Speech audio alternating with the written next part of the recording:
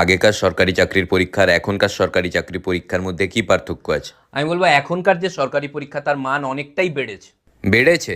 অবশ্যই বেড়েছে, চ্যালেঞ্জিং অনেক হয়েছে, মান অবশ্যই বেড়েছে। আগে অনেক ইজি ছিল, আগে রিটেন এক্সাম দিতে হতো, পাস করলে ইন্টারভিউ, পাস করলে চাকরি হয়ে যেত। এখন মান কতটা বেড়েছে, রিটেন এক্সাম দিতে হবে, পাস করলে ইন্টারভিউ, ইন্টারভিউ দিতে হবে, পাস করলে আবার ধর্ণা দিতে হবে, তারপরে জব। এটা আবার কি ধরনের কথা হলো?